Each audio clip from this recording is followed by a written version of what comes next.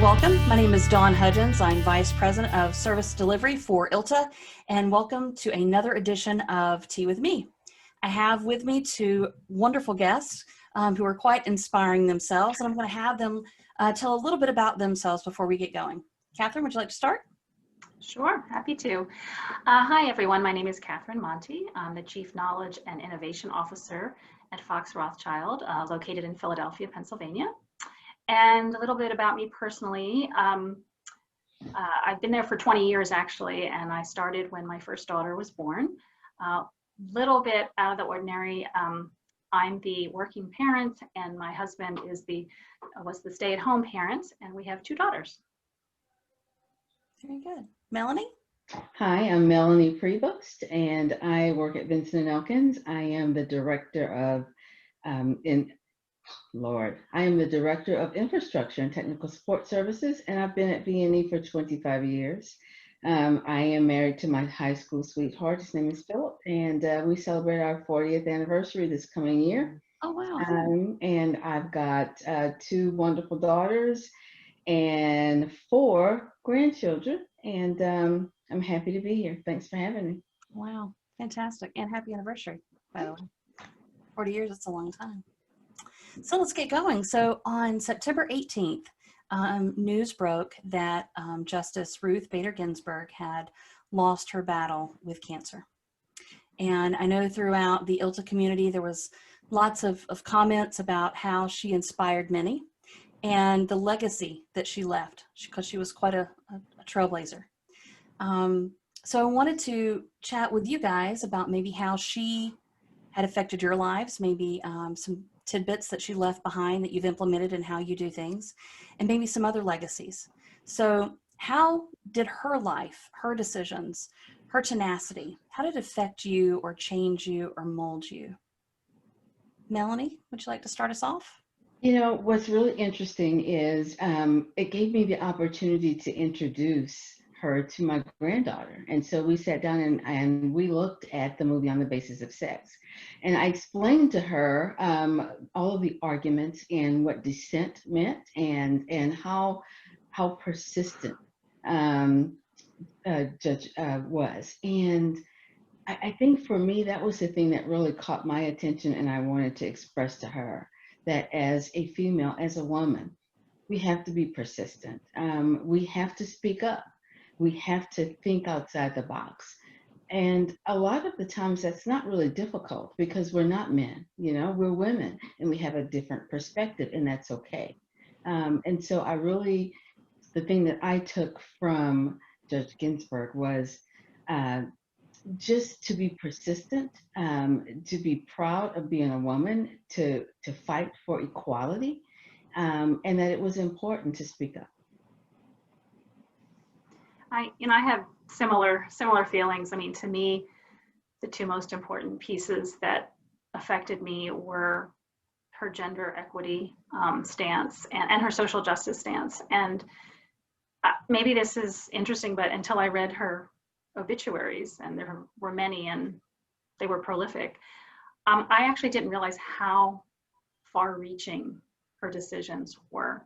So for me, it was about the gender equity part. It was about sticking up for what you think is right. And in my life, that could be for a title, it could be for a salary, it could just be mostly around those kinds of things. But having two daughters, and you know, you mentioned your granddaughter, Melanie, the importance of not taking that for granted and understanding that legacy, and knowing that it's not done. So I think the other piece I took away from her on the social justice part is we've come to a certain point, but we're not finished. And the idea, the tenacity piece of continuing to make things better, that there's always another stage and another step where we can go, and to understand that it's an ongoing task, and it's hard, but we need to do it. So I think that piece is also resonates with me. Very good. What about when we talk about values or key attributes that it takes to make a difference, to be a trailblazer? things that one has to pull down from deep down inside themselves in order to make a difference. What are some of those key attributes that you guys see that are important?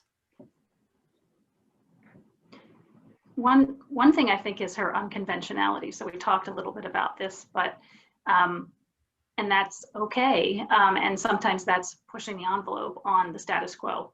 So I think any trailblazer is doing that, and is doing that again more than once, because that dedication to a cause or an issue, solving a problem, is always there. I think strategy, being strategic, is obviously part of it. So understanding a little bit more about how the justice, approached it, not from a sort of direct linear way, but, talking about gender equity, but sort of talking from the male standpoint and bringing it back to the center, and how making sure that everyone understood both the female and male pieces of this gender equity puzzle was brilliant. So thinking out of the box and being strategic about approach, I think some of those qualities I think are really important.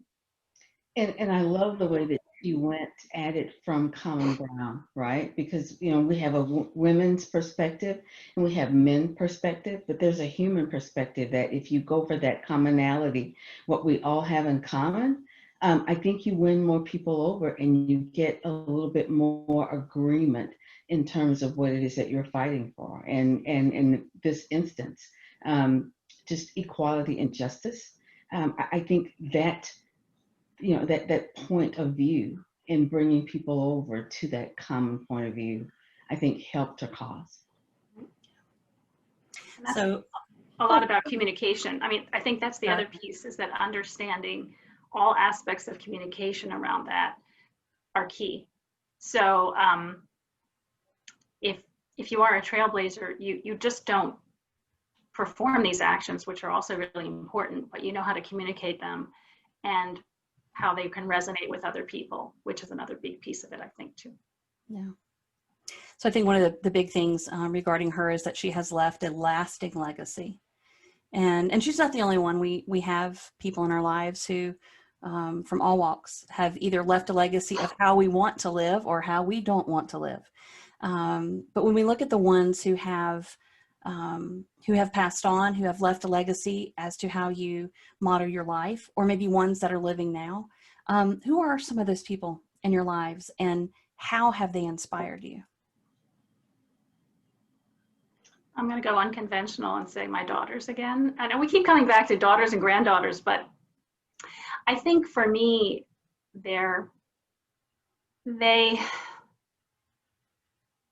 force is the wrong word, but they encourage me to look at various perspectives, to not be complacent.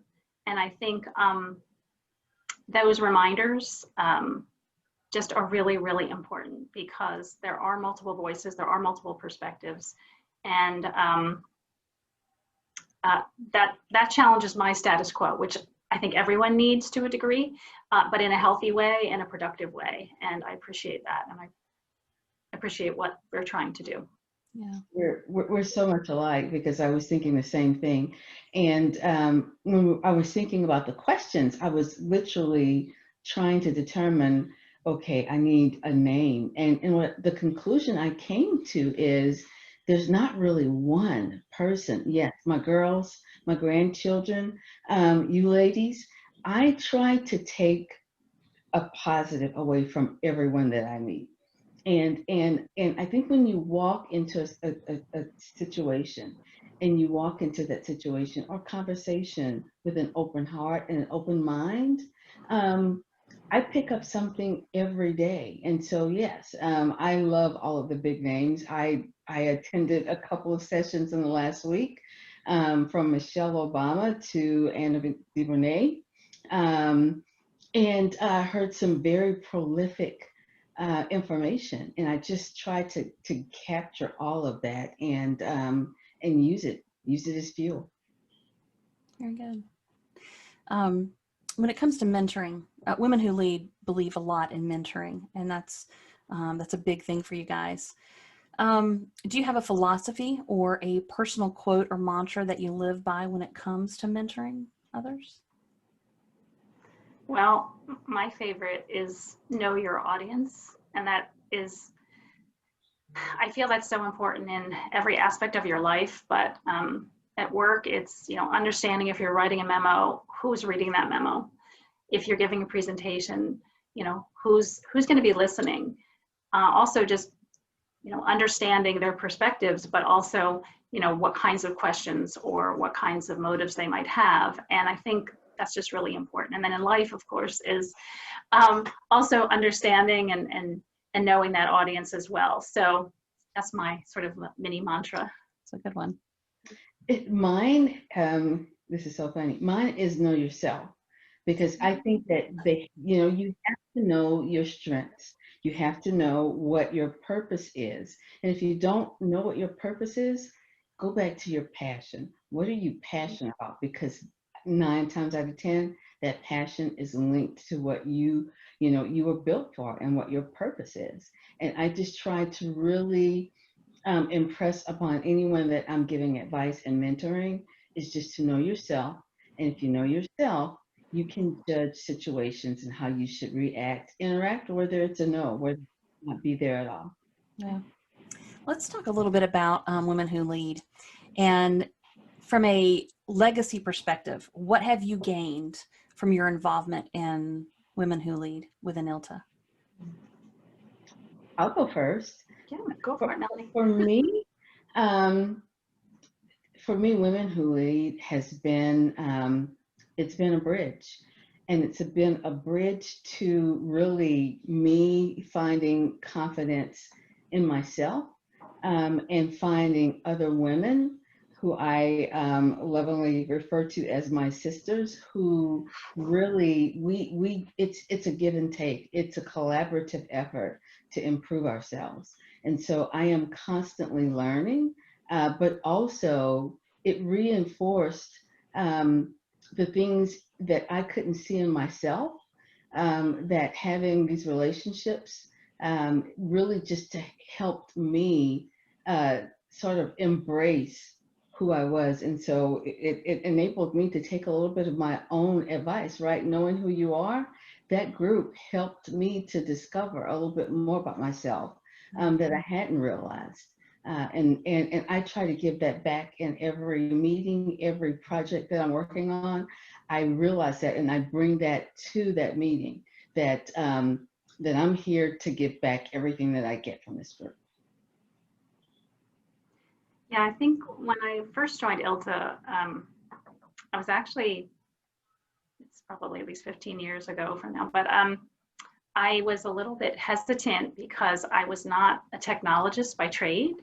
And I was concerned that I'd be, with all of these other technology gurus, and I wouldn't know how to be, so to speak. And what I took away from ILTA is how wonderful people were at embracing the differences, and sort of taking me under their wing and sort of mentoring me through the ILTA universe, so to speak, but also just appreciating me for the pieces that I was bringing. And I was certainly learning so much from other people who, other CIOs kind of people, and trainers, our business partners. So for me, it was opening up a universe within the legal industry that just smoothing the pathway to learning about more people and more technologies. And if I hadn't taken that step, I know I wouldn't be on the path I am now. So that's a more universal sort of way of explaining that. But Women Who Lead, especially, to me, it's like coming full circle. So for me, it's being with a group of individuals who have a common purpose, but again, come from very different perspectives, and but all want to do good for the actual organization, and to make change and to help others, mentor them up through the ranks. So I think it's a nice combination of a bunch of those kinds of. I think it's interesting you said that like that, because in our last call with Joy Heath Rush and Barbara Rocha and Michelle Gossmeyer, there was a lot of talk about there are no outsiders in this group. And I thought that was a really great way to coin that. And basically that's just what you said, Right. which is kind of nice, because I didn't even prompt you to say that, and I did. just Yes. you go with it. Right. So if you could boil down all of your legacy knowledge into one phrase that you could share with someone else to help them along their path, what would that be? I have too many phrases. I hope that's allowed. I often say what if and why not, because the what if is, well, what if you could imagine some way of doing something differently? And the why not is, so that's thinking big. The why not is sometimes that's going against the status quo. Well, why couldn't we do it differently? So I think the what ifs and why nots are important in life. And you can ask that of yourself on a personal level, ask it in your business world, etc. So that's what I would say. That's good. That's good. I like that. Melanie, how about you? Mine goes back to knowing yourself. And it's one of the things that I've always taught my daughters, and that's to go where you are celebrated, not tolerated. And really understanding that you bring something to the table, and not everyone can see it, and if they can't, then you have to make a decision. Is this the right place for me? And in some areas, it's where you actually need to be, but it may take time to get there. And so sometimes you have to celebrate yourself. And so I have learned, when I have been in those situations where I didn't necessarily feel as though I had my voice or people were hearing my voice, I had to learn to encourage myself and celebrate myself until I got to the point where I could be heard. And so really it's learning where you are, how to communicate that, but always bringing it back to yourself and what it is that you bring to the table, and knowing that you have something valuable to offer to the discussion. Ladies, this has been very valuable. If people are taking notes, there's lots of good bullet points and tidbits to take back and implement in your lives. And so thank you very much for being available and being willing to share. And thank you for your wisdom and your knowledge too. I've made a couple more key points. I can see like a whole series of t-shirts coming out of some of these discussions because they're really great things to remember and to apply. So thank you very much for being a part of this. And thank you for being trailblazers.